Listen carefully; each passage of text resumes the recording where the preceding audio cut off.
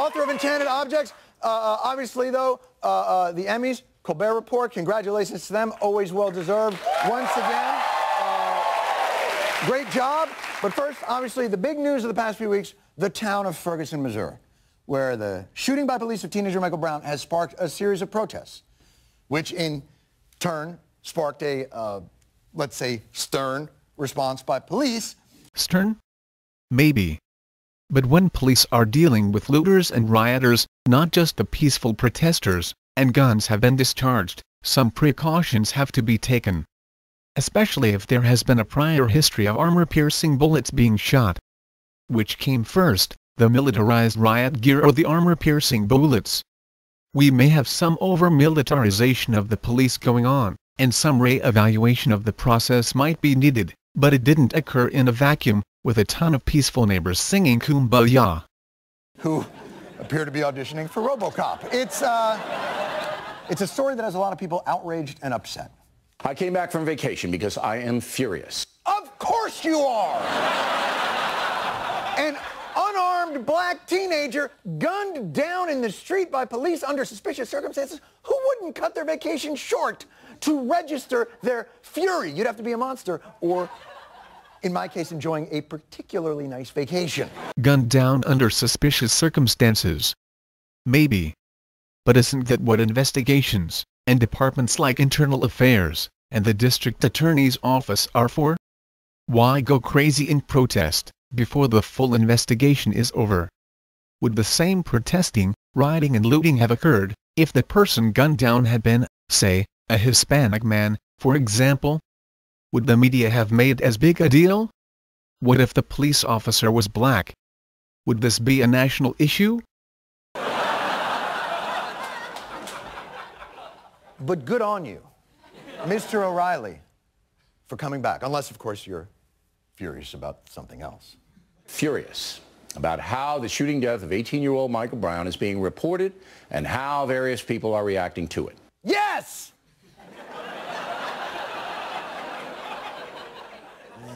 That is the outrage.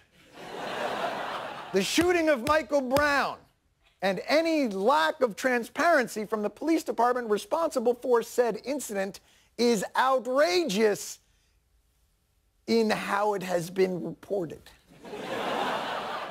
And I guess that's not the only reason to be angry. Is he going to get a fair shake, this officer? There has been a rush to judgment. Eric Holder flies into Ferguson, with his superhero cape. This mantra of the unarmed black teenager shot by a white cop. That description in and of itself actually colors the way in which we look at this story. Yes, describing the actual facts of the case. Really does color the way we look at it. It does color the issue, if the normal pattern of reporting is to not mention ancestry, except when the victim is black and the shooter is white. It creates a presumption that in this particular case, ancestry was more relevant to the case than in other situations. Officer shot and killed him, and police not saying a whole lot. But the family of the man who was killed is not staying quiet. They want answers. That's right. They say Dylan Taylor was unarmed and didn't threaten police. They're calling for the officer to be arrested. Our Christine McCarthy is covering that top story for us there. And Christine, why do police say this man was shot? Well, Dan, officers have been very tight-lipped about this shooting as more than one investigation is underway. Some say that maybe Dylan Taylor was running from police. Others say that police might have believed that he was reaching for a gun. His family says that he might have been grabbing at his cell phone or simply pulling up his pants.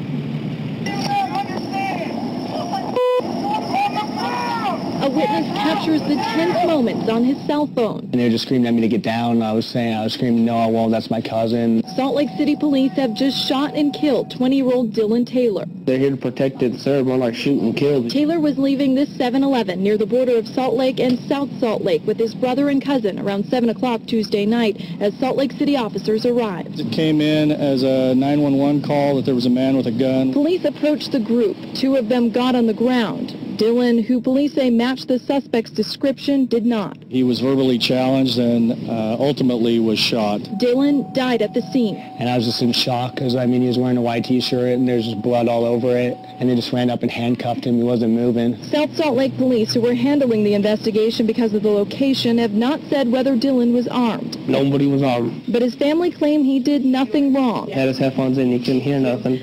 And they finally surrounded him is when they were like, get on the ground and pull up his pants. And they shot him. They're calling for justice for Dylan. Anybody in this house or anybody on the streets, if we kill someone, we're doing 25 years to life in prison. I like this cop to lose his job and do the same amount of time like a regular human being because he ain't no different than us. Though Dylan had had struggles and a criminal past, his family want to remember him as a loyal man. He had one of the best hearts ever. Who was months away from becoming a father. He wanted to be a dad.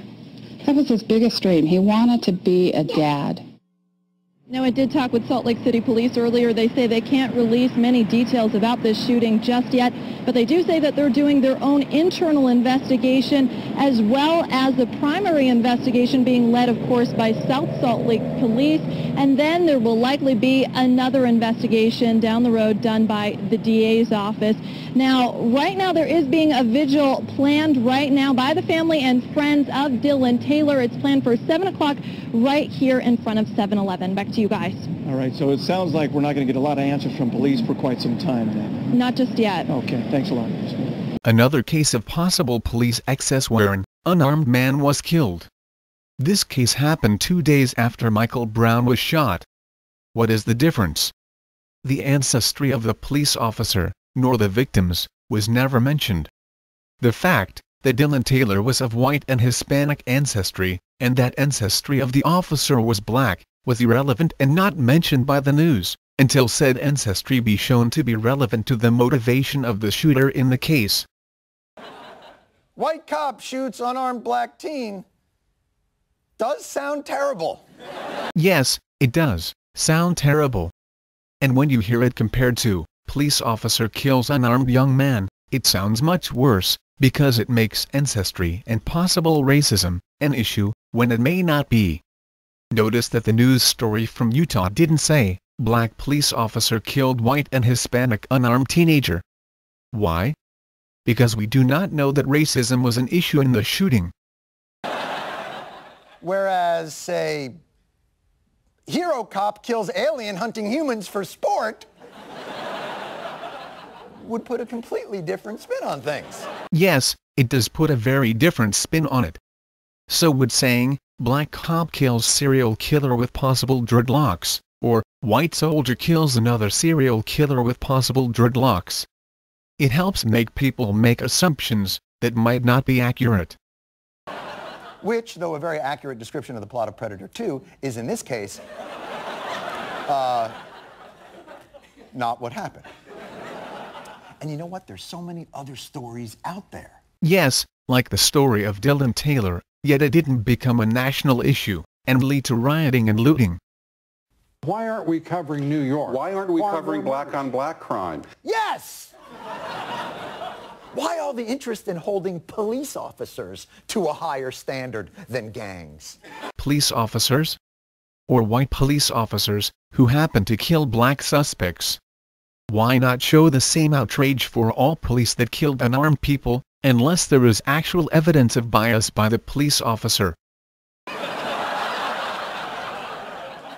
They both flash colors, and yes, one of them has been sworn to protect and defend, but still.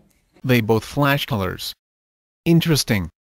Because all black people that happen to get into a violent altercation must be gang members. Way to stereotype. Well, this weekend, 42 people were shot in Chicago. You know, I don't see the protests. I don't see the anger. If I were African American, I would be outraged that more journalists aren't covering what's happening in Chicago, and more outraged that people like Al Sharpton and Jesse Jackson don't head to those areas. Yes. What could explain the lack of outrage about Al Sharpton and his ilk not doing anything about black-on-black violence in Chicago? With Chicago's violence making national headlines, a group led by the Reverend Al Sharpton plans to convene an anti-violence summit of national civil rights leaders here. Oh, that's right, because African-American leaders did hold a summit about that in November and have met at least 3 times in the city just in the last 13 months, which is not to say it's been effective, but taken along with the president's My Brother's Keeper initiative, which attempts to address this violence and the countless vigils and marches within these violence-torn communities, means they are trying, actually, to do something. You see, you being ignorant of those attempts doesn't mean the issue itself is being ignored, in the same way that when it snows where you live doesn't mean the world isn't getting hotter. Yes, Al Sharpton and others have, finally, decided to address the black-on-black crime in Chicago. But the killing of innocent black people in Chicago, due to black criminals waging turf wars in the Chicago area, is not a new issue. Al Sharpton has decided to address this issue this year because he has been called out for not doing just that for many years. Like this man in October of 2012. This is Swoop, and this is Real Talk, Real Solutions. I wanted to talk about the black-on-black gang wars throughout the country that's going on right now. You got thousands of younger black males killing thousands of black males. And what really bothers me is how Al Sharpton and Jesse Jackson don't say anything when a black person kills a black person. They only want to speak out when a white person kills a black person.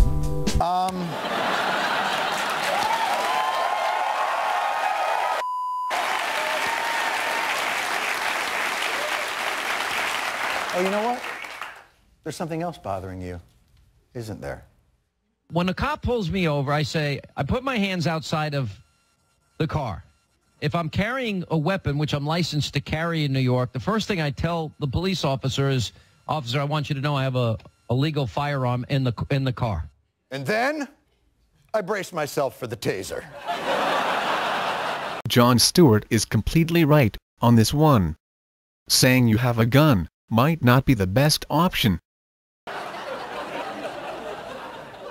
Well, without getting into the fact that you get pulled over so much by the cops that sometimes you're carrying a weapon, sometimes you're not. I don't know. It just depends on how I'm feeling that day. But continue. I often would even take my step out of the car, lift my shirt up so we could see where the gun is.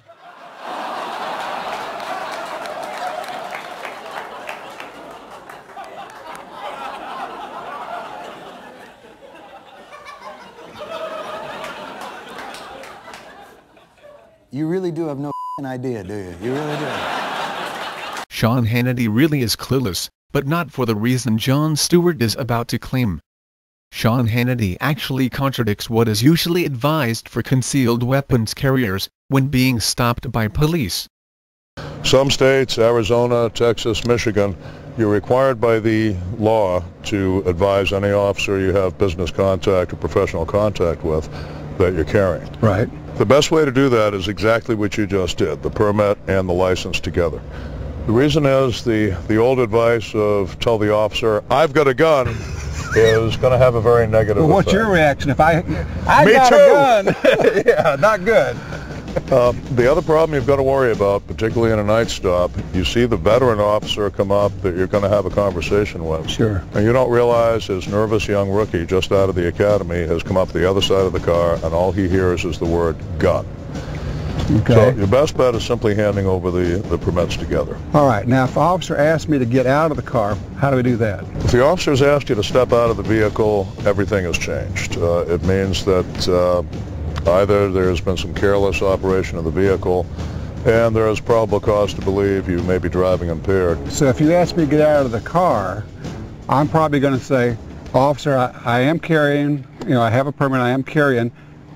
How do you want me to proceed?" The sequence I'd recommend would be, certainly, officer, however, I'm licensed to carry. I do have it on. Tell me how you'd like to handle it. Certainly, officer, you're beginning with compliance and deference to the officer's authority. Right. Remember, Right. he does not know who you are, and he can't see that halo over your head that you know is there. I know I'm a good guy. He doesn't know it. They still aren't teaching telepathy in the academies, Tom. It's an amazing thing. Okay, so I'm asked to get out, and I'm going to get out. I'm licensed to carry. The operative term is license. Right. Car carrying, good guy, and no scary G word that frightens young policemen. Okay. I do have it on. You're being totally upfront and compliant with the officer. And finally, you end as you began. Tell me how you want to deal with us, and we have total compliance. All right. Now step out, and we'll show you real quick what we'd be looking for. I'd want the hands to stay in sight. Sir, tell me where your weapon is. It is on my right hip behind this vest. Okay, place your hands flat against the windshield, please. Do not move. The officer will remove and secure the weapon. Now, that often does not happen. It's the officer's judgment. Most of the time, if I have no reason to believe there is any risk, I'll simply say, certainly, just leave it where it is and don't put your hands near it. Basically you're saying,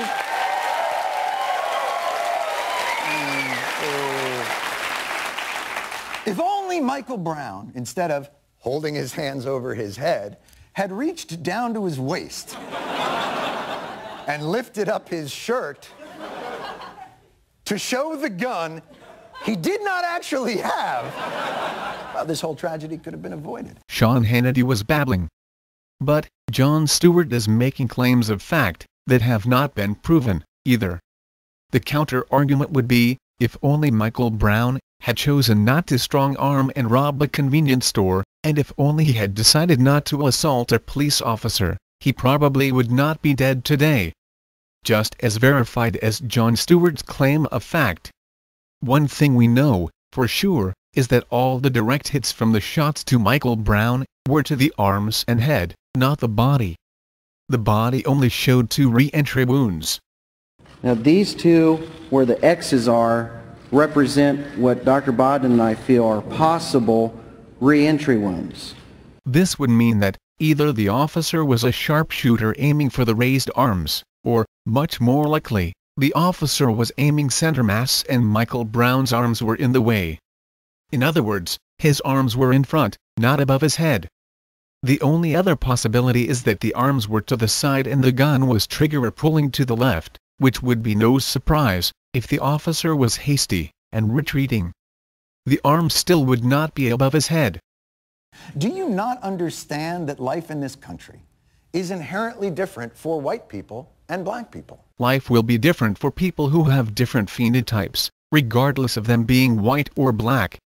Short people are treated different than tall people, thin people are treated different than fat people, etc., etc., etc. Different doesn't always mean worse or better. Those experiences rotate around much more than one factor. Not just skin color. Skin color may play a role, but it can vary by the situation. There is no inherent mass rule. A lot of people are trying to make this, Dana, about black and white and trying to make this about race. This is part of this effort to make it everything about race. Is this a story about race? Do we know that? I think it is playing the race card, and I think it's disgraceful. The only racial divide that is created here is being created by the race baiters. You know who talks about race? Racists.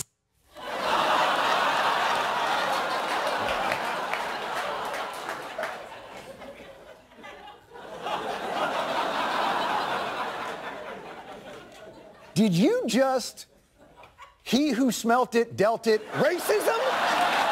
Did you really? He who smelt it, dealt it, racism? All right. Forget that in Ferguson, 94% of the police are white and 63% of the people are black. Sure, let us forget that. We should also forget that migration patterns have changed the demographics of Ferguson, that attempts to recruit potential black officers have been highly unsuccessful, and that most black police officers have been recruited by neighboring St. Louis, because the pay is a lot better.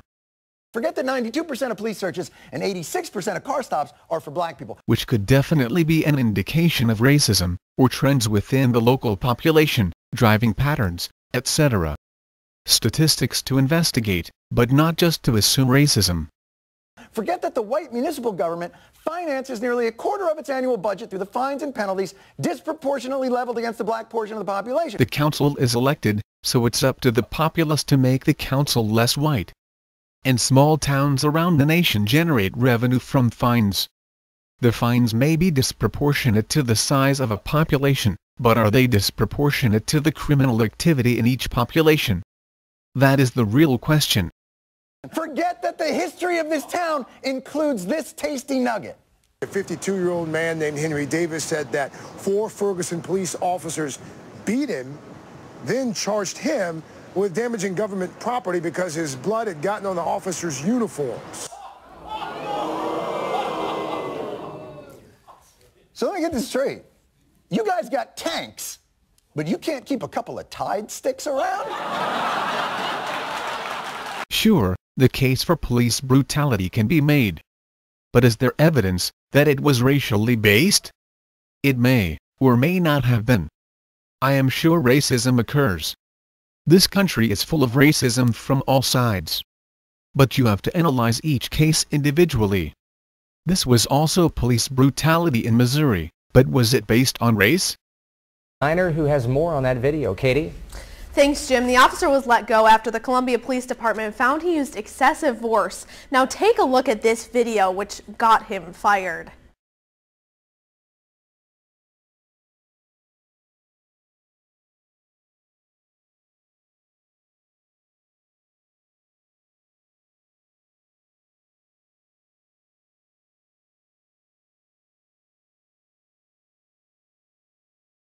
Because here's the problem with everything that's going on in this conversation.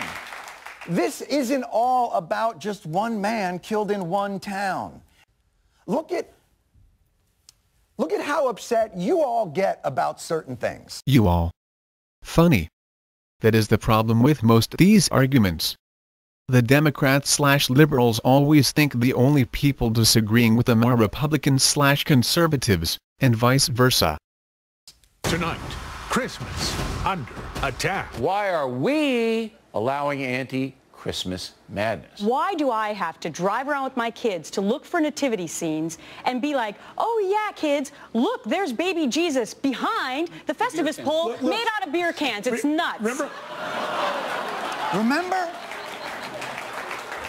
You were furious that America's 11-month-long celebration of Christmas wasn't enough. But now, if you can, just imagine that instead of having to suffer the indignity of a Festivus pole blocking something you could have just set up in your own yard anyway, imagine that instead of that, on a pretty consistent basis, you can't get a f***ing cab even though you're a neurosurgeon, because you're black. But, whose fault is that? In New York, half the taxi drivers are black. The president of the Taxi Drivers Union is black as well. And he defended the profiling as well. Why? Because the vast majority of attacks on taxi drivers have been by black and Latino criminals. Thus taxi drivers, including black taxi drivers, avoid the risks by being selective of who they pick up. Furthermore, one study showed that not only did black cab drivers get tipped less than their counterparts, but that Hispanic and black customers tipped 1/3 less than their counterparts. I quote, "We collected data on more than 1,000 tips to taxicab drivers in New Haven, Connecticut in 2001. After controlling for a host of other variables, we find two potential racial effects. 1. African American cab drivers on average were tipped approximately 1/3 less than white cab drivers, and 2. African American and Hispanic passengers tipped approximately 1/2 the amount of white passengers. African American passengers also seem to participate in the racial discrimination against African American drivers. While African American passengers generally tipped less, on average, they also tipped black drivers approximately 1/3 less than they tipped white drivers. The propensity to stiff, by which we mean to leave no tip, was particularly racialized. African American drivers were 80% more likely to be stiffed than white drivers, 28.3% versus 15.7%. And African American passengers were almost 4 times more likely than white passengers to leave no tip at all, 39.2% versus 10.6%. Blame the black criminals who assault the taxi drivers, and blame the cheap black customers who stiff the taxi drivers for creating stereotypes that have led all taxi drivers, including black taxi drivers, to discriminate to protect their safety and their income. I guarantee you that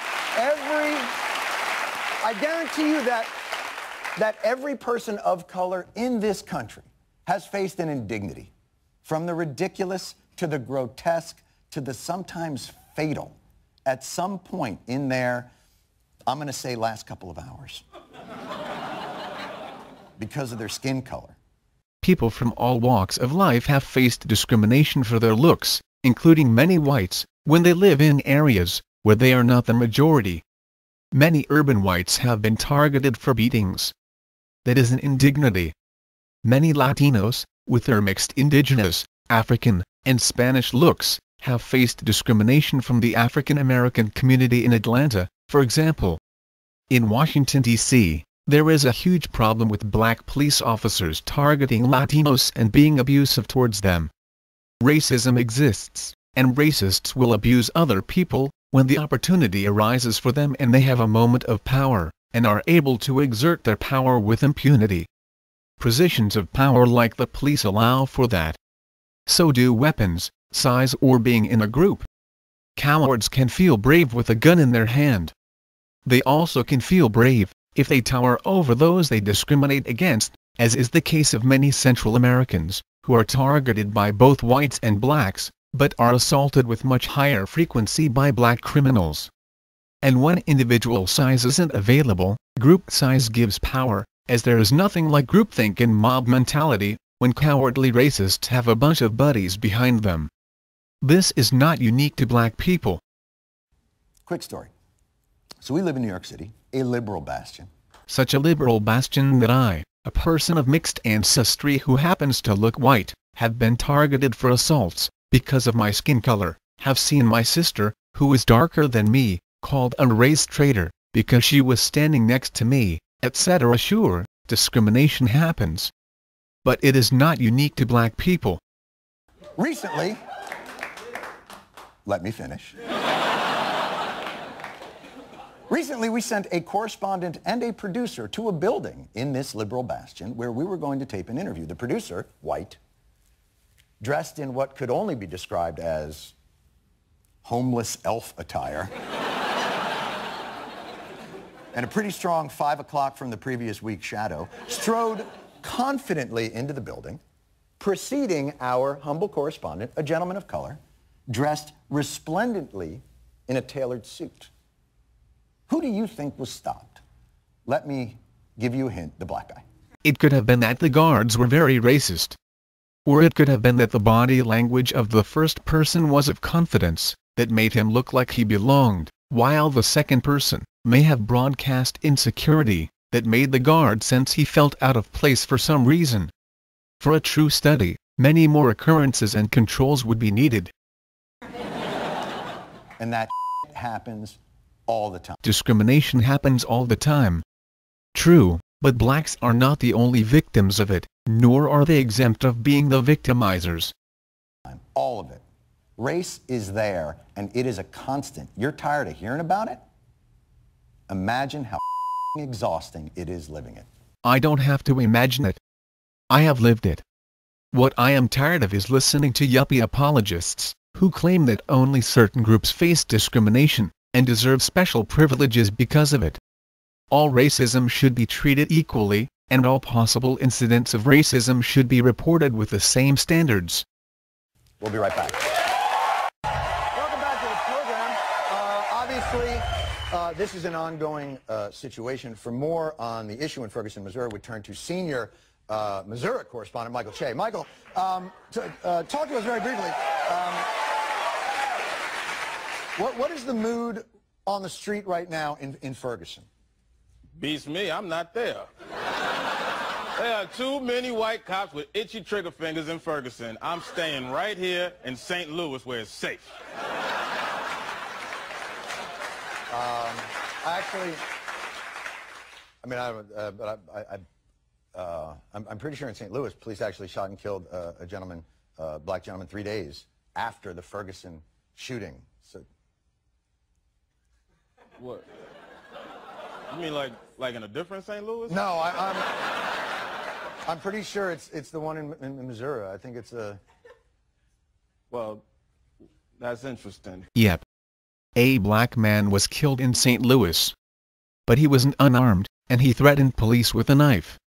Of course, part of the problem is that police are not trained enough, and equipped enough, to disable, by shooting out the legs, tasering or possibly using rubber bullets. In the video, you will see that the man could have been disabled by various shots to the legs, but he wasn't just an innocent bystander. He instigated the situation.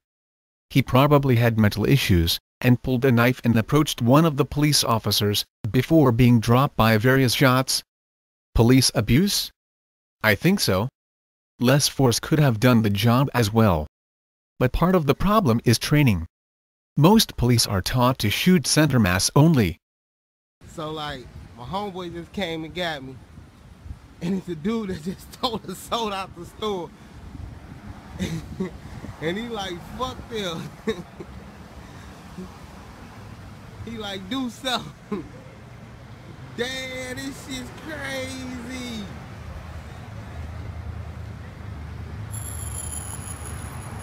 This shit's crazy. What's up?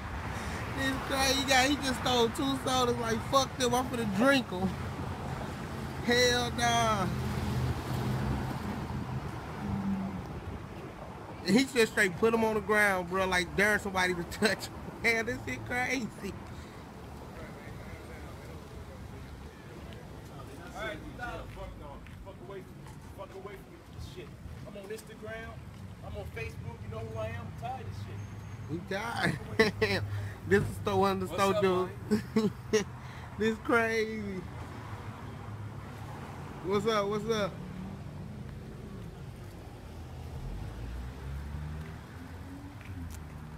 Bro, this is not how you do it, bro. You know what I'm saying? Hey, them boys, though. So now the police finna pull up. Y'all call the police? He bagging up. He got his gun out. Oh shit. Oh shit. Oh shit. Oh shit. They got their guns out. Oh, he just killed this man. Damn. No, but this, let me tell you something, though, Michael. This is good, because I can ask you about the St. Louis County Police and that... Wait, what? I'm sorry, just... Can I ask you a question? Where... I'm sorry, Michael, where are you? John, I'm as far away from the shoot me state as you can get, okay? Southern California. Nothing but sun, surfers, and palm trees. You're not in L.A., are you? Are you near L.A.? Because LAPD recently shot an unarmed 25-year-old black man. He to death. They were... For real? Yeah. Very true. But Ford allegedly was struggling with an officer trying to get his gun. So the case is debatable as brutality. And 9 days before, the same police beat a Hispanic man, Omar Orrego, so badly that he died in the hospital. So again, this is not targeting unique to black people. Police brutality affects all people. I remind you of another California case, Kelly Thomas. No. See my fist? Yeah, what about him? It's getting ready to fuck you up. Oh, God! No! No! No! No! Choke him out.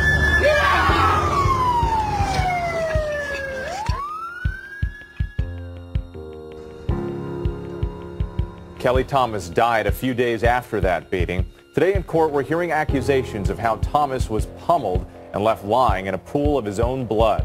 And on the night of July 5th, 2011, he posed no threat at all to the police or to anyone else. The suspect was uncontrollable. They couldn't handcuff him.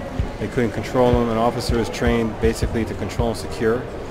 They're not trained to tie, and this was not even a tie. Prosecutors said that the last words out of his mouth were, "God help me, Daddy, they're trying to kill me, Daddy." During opening statements from the DA, it choked me up again with Kelly calling out for me. Without that city video, Kelly would just be like everybody else who was murdered by the police, and there would never have been charges. I'm sorry. It just... Oh, but it doesn't matter. Here's what I want to ask you. Wait a minute. Where are you now? I'm in the sleepy South, John. Nothing to fear in Charlotte, North Carolina, home of the 2012 Democratic National Convention. You about to tell me something terrible, aren't you?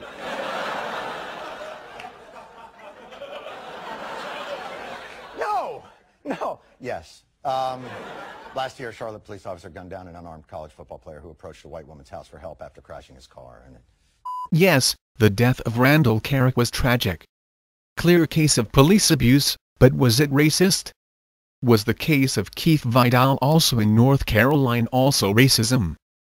Cops in North Carolina fatally shot a schizophrenic 18-year-old who weighs about 90 pounds. His name is Keith Vidal, and apparently he was having a schizophrenic meltdown when his stepfather called the authorities to come help. He had a small screwdriver in his hand and he was threatening to fight with his mother.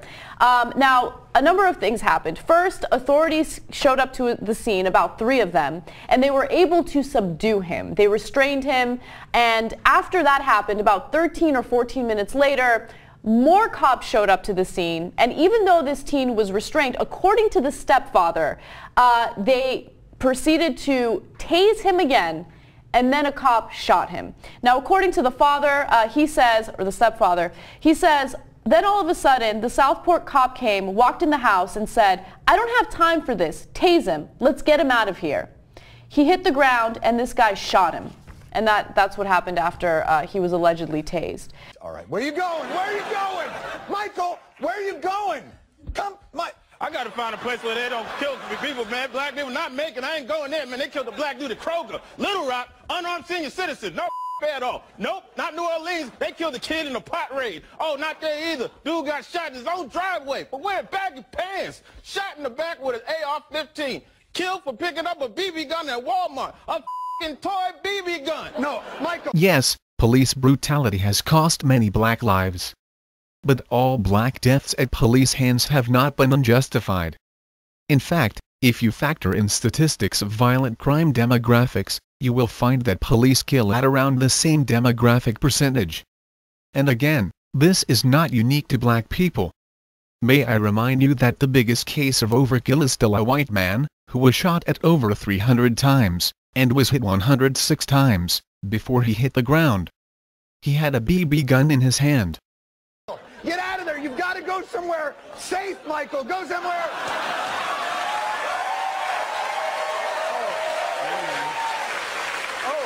Relax, John. All right. I'm not even on Earth anymore. Nowhere safer for a black man than the infinite blackness of outer space. Oh, man, you got kidding me, man. Excuse me, sir, what are you doing in this neighborhood? Do you live around here? It's space. We all live around here, sir. Yeah, that's a pretty expensive-looking space helmet there. You got a receipt for that thing? Actually, I do. Yeah, here's where I can see him. You take that stolen helmet off. But I need this stolen helmet to breathe. I mean, man, I bought this helmet. What are you talking about stolen? All right, that's it. Down on the ground. Down on the ground. There ain't no ground. It's space. Please, just don't shoot me, man. All right, please. Michael, just do what he says. We'll send you a lawyer on the next rocket up. Hang on. Oh, boy. Michael Che, everybody. I'm glad this skit ended with science fiction, because it began in the realm of fantasy. Jon Stewart is an incredible comedian, but he needs to do a bit better fact-checking.